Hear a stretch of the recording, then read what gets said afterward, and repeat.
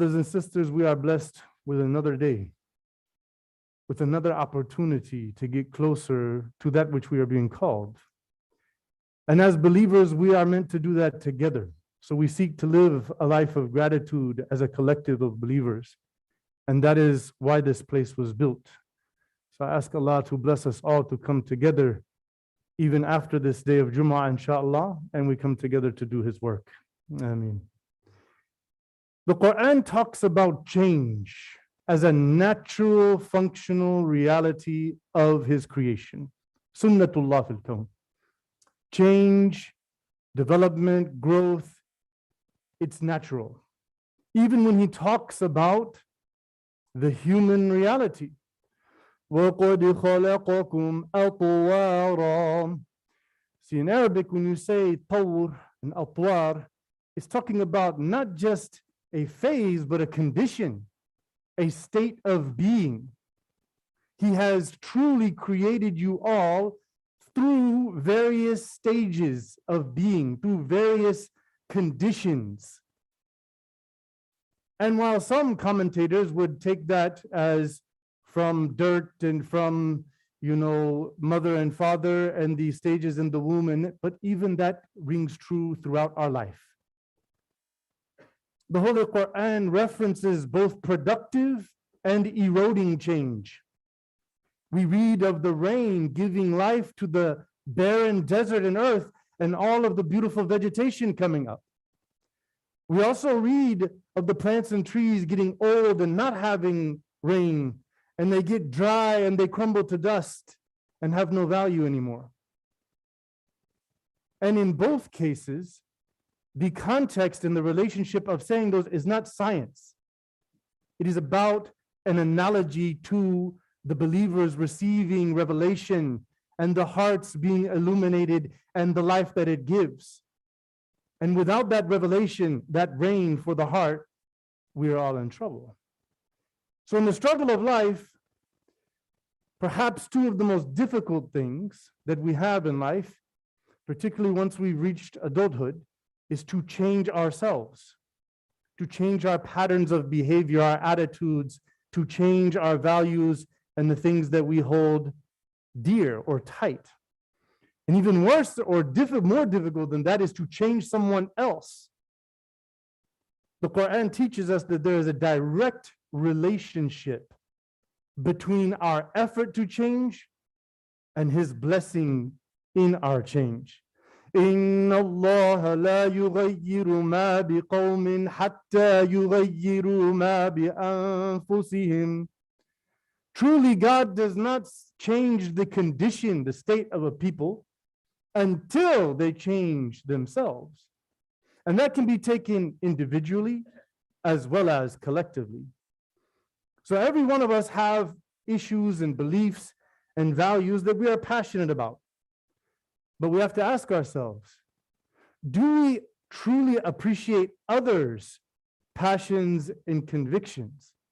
Or do we, filled with pride, look down at their passions and convictions as though ours are superior, as though we own the truth? And that's a challenge to all of us. Are we willing to accept that we may be wrong and therefore we need to change in our understanding of things, in our attitude, in our way of living? One of the profound poets of our age, Maya Angelou, she said, if you don't like something, change it. And if you can't change it, change your attitude. Now, surface value, it may seem like a simple statement, but in reflecting on her poetic beauty, I understand her to be saying that how we try to change something is equally important to the change itself. And if we are unable to change something, either we have approached it in the wrong way, we don't understand it, or the way we are dealing with people is wrong, or we simply have to come to a state of peace and contentment that we do not have the ability to change something. Believers must be proactive toward positive change in themselves and in the world around them. But we have to do that with the guiding principles of humility and a deep understanding. And so the Quran tells us, وَلَا تَقْفُ مَا لَيْسَ لَكَ بِهِ عِلْمٍ إِنَّ السَّمْعَ وَالْبَصَرَ وَالْفُؤَادَ كُلُّ أُولَٰئِكَ كَانَ عَنْهُ مَسْئُولًا. And then he immediately follows that up with, وَلَا تَمْشِ فِي الْأَرْضِ مَرَحًا. Very important follow-up to this one. Do not follow that of which you do not have solid knowledge. Certainly, we will all be asked about how we use our hearing and our sight and our reason. Do not carry yourself in boastful pride. What we're being told here is don't say or do anything based upon an assumption or even a surface level of knowledge. There are some people very comfortable with a very little knowledge of something, maybe just a Google search or a book or a couple of YouTubes, and they're like canceling out a whole entire system of something or knowledge. People who've dedicated their entire lives to something, and they'll say no because they don't want to believe that. They're not looking for the truth. They're not sincerely, humbly looking to have truth. They're trying to prove what they already think. We call it confirmation bias, where you enter into a situation with your heart and mind set on what it is, you're not willing to budge. So there are two kinds of people in the world. There are those who just are tribalized. This is one of the wisdoms, the intrinsic wisdoms behind the strong prohibition and opposition of God to tribalism. Because there's people who they just go along with the ideas of those around them in their group, and they think like those around them, and they stay in a very narrow mindset, and they're not willing to go outside of that. And if they do, they're on guard to prove that them and their group are right. This is the blind followers, the tribalized. This is who this ayah is rebuking. The Quran is prohibiting this behavior. But yet, how many Muslims function in that way? On the other hand, you have the refined person, principled, seeking truth objectively.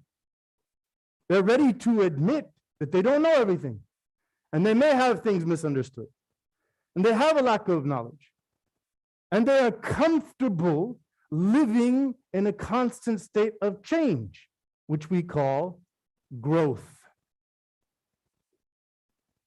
Something we need very much in our lives. So they're aware of the factors that are pushing them in different directions. And they are humble in both receiving and communicating the knowledge that they have. This is the path of the sincere believer. This is why many ayahs end, أَفَلَا تَسْمَعُونَ. Aren't you listening? Don't you all listen closely? أَفَلَا تُبْصِرُونَ. Don't you look and pay attention and look deeply at what you're dealing with? أَفَلَا تَعْقِلُونَ. Many times. Don't you really think deeply? Don't you rationalize, intellectualize things? And here he's talking about what is the religion in its pure form is holistic. Revelation and divine truth as it relates to the lived realities that we all function in every day. Those two are connected, intertwined. You cannot separate them. Whoever's trying to separate them has an agenda for or against one or the other. And so we must be in that humble state. Human beings are not meant to just act on instinct or stay in a basic level of knowledge for long periods of time, just functioning instinctually like animals we see. The animals were created by Allah to live by and according to their instincts. And that is their ideal way to fulfill their best purpose. But that's why Allah blames disbelievers in the Quran and the rebellious, because they act on instinct without thinking deeply. لَهُمْ قُلُوبٌ لَا يَفْقَهُونَ بِهَا لَهُمْ آذَانٌ لَا يَسْمَعُونَ بِهَا وَلَهُمْ أَعْيُنٌ لَا يُبْصِرُونَ بِهَا. They have hearts, but they don't think deeply. They're not using those hearts. Where spirituality is governing the mind and how it sees things and is a filter, is a guiding regulator. The gift of seeing and how you see things. People are not using that as it was meant to be. And hearing, the same thing. So then he says, أُولَٰئِكَ كَالْأَنْعَامِ. They're like animals. بَلْ هُمْ أَضَلُّ. They're worse. Because animals on their instinct, just going based on what they see and hear like that, snap, that's how they are meant to. They are programmed to function ideally in that way. On the other hand, us human beings, we were created to use our hearts, our minds, our sight, our hearing, all of our faculties in a deep analysis of the world and how we see it and how others see it in order to make the best decisions to fulfill our ideal purpose. So this is true in our quest for knowledge and understanding, whether it be in religion or in science or in politics or anything. But we can't achieve that if we're just set in our ways, if we think we own the truth, if we think we know because that's what I know. Just because you think you know something doesn't make it truth. You have to keep learning. You have to keep studying. You have to keep comparing. You have to keep listening and seeing so that your heart can do its job. And so it is equally, if not more important, when we talk about understanding people and situations and how to best deal with them. Because whether it be between husband and wife, or parent and child, or brother or sister, or colleague at work, oftentimes people are just instinctually, egotistically, this is what it is. This is how I see it. You must function according. We superimpose on the ones and the situations we're dealing with our own reality, as though we are the holders of the absolute truth. And that's where all the problems come from. So this is the secret behind verse number 269 from Surah Al-Baqarah.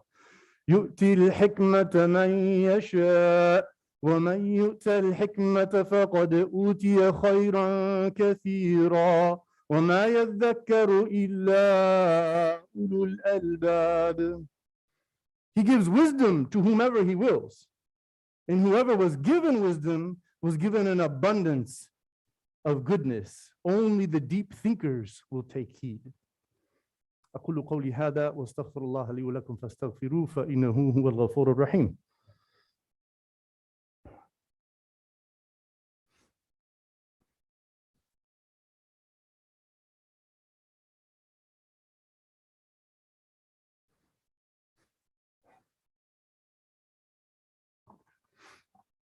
بسم الله والحمد لله والصلاة والسلام على رسول الله. I grew up as a white, lower middle class person in Oklahoma. And I was not aware while I was growing up that I was being very conditioned to think in a certain way. My attitudes, my values were being very strongly enforced by my surroundings, but I wasn't aware of it. I wasn't raised on the Quran and the Hadith. And the sad reality is, many people who are raised with Quran and Hadith are also not aware of this problem. And they're not able to see it. And so then when they grow up, they're stuck in one way of thinking, one attitude, one understanding of values and beliefs and purpose and meaning. And they're not able to actually see that every other person on earth has a similar experience and conviction that they do based upon their reality. And who made you the owner of the truth? Who made your group the correct tribe? You see, that's what I found when I was going through my studies over the years. I was pulled by different groups within the Islamic tradition. This group wants me to, be the one who knows all the authentic hadith and is correcting everybody's mistakes. And this group says, no, you have to follow this one guy and you have to be very spiritual and say these things over and over and over. And then this group says, no, we have to go around and pull people to the masjid and do this. And so the group says, no, we have to get into politics and understand how Islam is a social. Another group saying, no, now we're studying this, so we have to study this imam and only follow this imam and not that one. And then I sat with these people and they said, yeah, we're from this country, those people from that country. These are all Muslims. And by the way, all of them are what you would consider to be multazimin, serious Muslims. And I came to see that this is the problem. This is a big problem.